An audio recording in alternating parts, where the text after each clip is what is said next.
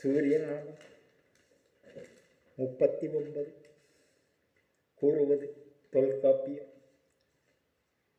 நகார இருவாய் 18 எழுத்தும் மெய்யென மொழிவர். கா முதல் நா வரை உள்ள 18 வரும் எழுத்துக்கள் மெய்யான எழுத்துக்கள், மெய் எழுத்துக்கள். அது உடல் கருத்தில் கூறுவது பேச்சொலி. இதற்காகவா தமிழ் உலக மொழிகளில் வேறிட்டு நிற்கிறது? இல்லை. இதை தேவபாஷையில் ஒலிசக்தி பெயர்கள் கண்டு கூறுவது வேறு ஒரு மொழியும் கூற முடியாதது. இன்றைய படிப்பிலும் முடியாதது. எப்படித்தான் கூறினால் இன்று உள்ளவர்கள் புரிவது கடினம். கா எழுத்து அகங்கார உடலில் கூறுவது 18 எழுத்தில், அதில் நா எழுத்து கடைசி. கண்ணில் 2 வட்டம், கீழ்ப்பாகம். அந்த ஒலி நா என்பது சங்கிலிருந்து ஒலி புறப்பித்து முடிவது.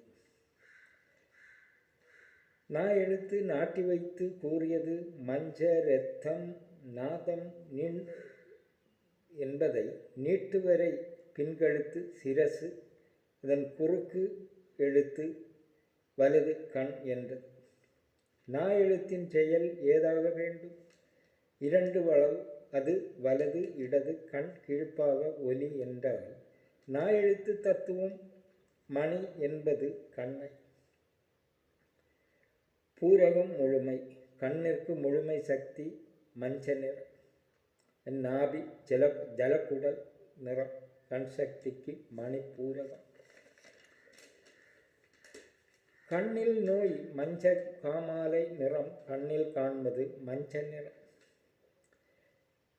நீர்க்குடலில் கண் செயல் இந்திரியம் வெள்ளை நிறம். மஞ்ச இரத்தம் வெள்ளை செயல் நரம்புகள். பக்தி உடலாவதில் மஞ்ச நிறம் உருவாகும் இடம், இரத்தம் உருவாகும் இடம், வெள்ளை உருவாகும் இடம். அந்த செயலிடம் அற்று போக வேண்டும்.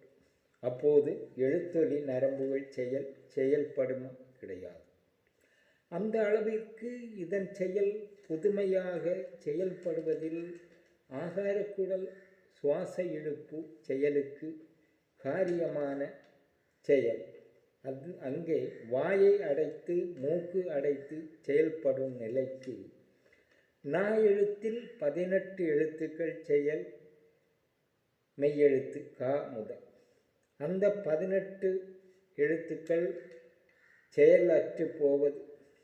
அது உயிர் மெய் எழுத்து நரம்பு செயல்கள், சொல் எழுத்து செயல்கள், உயிர்மை எழுத்து செயல்கள். 4 சக்திகள் கொண்டது 51 எழுத்து. தமிழில் உயிர் மெய் உயிர்மை 3 செயல் எழுத்துக்கள் உண்டு. சொல் எழுத்து 15 எழுத்துக்கள் உண்டு. அது இல்லை. காரணம், அது 21 எழுத்துக்களில் வரும்போது அப்படித்தான் வர வேண்டும். அந்த செயல் இங்கு கூறும் செயல் எழுத்துக்கள் ஆண்குறி செயல். வித்தை முழுமையாய் அற்று போகாது. 51 எழுத்தில் 4 எழுத்து. அது கண்ணின் செயல் இழக்க வேண்டும். அந்த உடலில் இப்படி புரிய வளைந்து நெளிந்து நிமர்ந்து சுருண்டு கிடக்கும் ஒரு எழுத்தில் காண்பது குண்டலினி யோக முடிவில் அந்த 4 எழுத்தும் மாறிப்போகும் உடலில் இருந்து. அப்படி அதன் சக்தியை இங்கு கூறுவது சத்து. அதன் அர்த்த பொருள் படித்தவர்களுக்கு 18 எழுத்தை கூறுவது இங்கு கூறும் தேவபாஷை புரிவது கடினம். கடித்து கருங்கல்லையும் பொடியாக்கலாம். ஆனால் இங்கு கூறும் தமிழை அப்படி மனதில் புரிய சிலருக்கு முடியாது. சில மதத்தாருக்கு அறவே புரியாது. அவர்கள் மதப்படிப்பு அந்நிய நிழலினை தீண்டும் படிப்பு. வாழ் எடுத்து அருங்கொலை செய்யும் மாய விஷம் சேர்த்து டெல்லி நிகழ்வு இங்கு இல்லை. தமிழ் சித்தர்கள் கூறுவதில் எங்குமே இல்லை.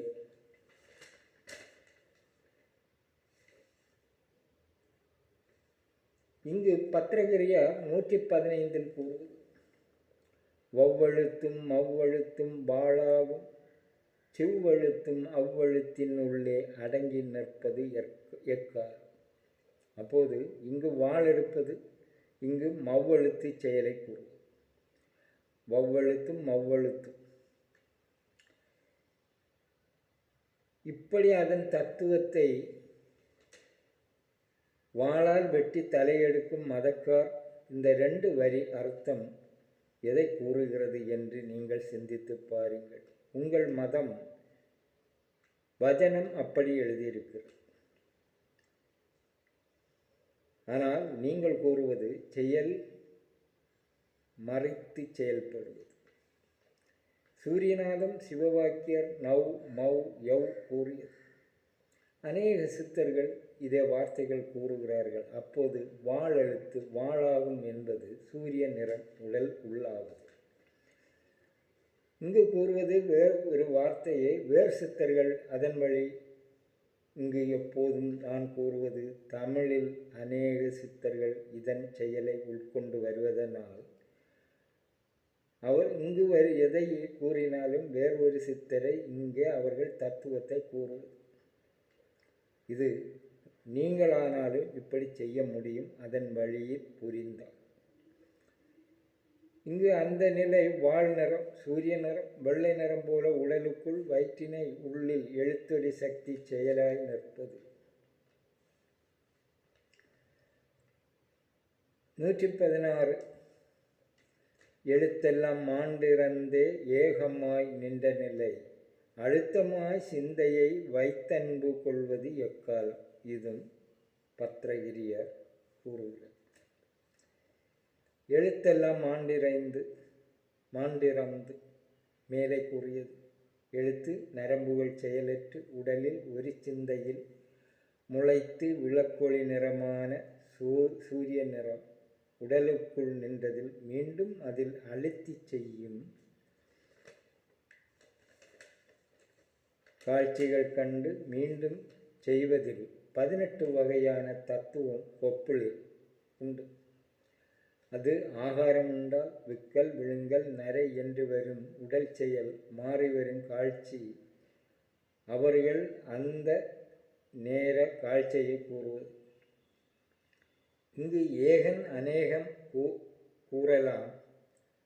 ஏகன் திருமந்திரம் சித்துடலாவதில் ஏகன் அநேகன் பேர்களில் வருவதுண்டு. அதை மற்ற மத வசனம் போல கிடையாது. இங்கு அவரவர் உடலை நான் எனது எண்ணில் மேலில் தொலியில் என்று அநேக வடிவில் கூறுவது. ஏகனாய சூரிய நிறத்தை உள்ளில் ஏற்றி வருவதை பல அவதாரங்களாய் கூறுவதை ஏகன் அநேகன் என்று கூறுவது. சூரியன் அநேக சக்திகளில் நிறைந்து செயல்படுவது. அது ஒரு நிற தத்துவமாய் கொண்டு வருவது ஏகன் அந்த உடலை கூறுவது. இங்கு எழுத்ததிகாரம் சொல்லெழுத்தை உடலில் தத்துவத்தை கூறுவது. ஒரு வாக்கில் ஒரு எழுத்தில் கூடி நான் எழுத்து தத்துவம் அதன் நுணுக்கம் தெரிந்தால் நான் எனது என்ற பெருமை கூறுபவர்களுக்கு இருக்காது.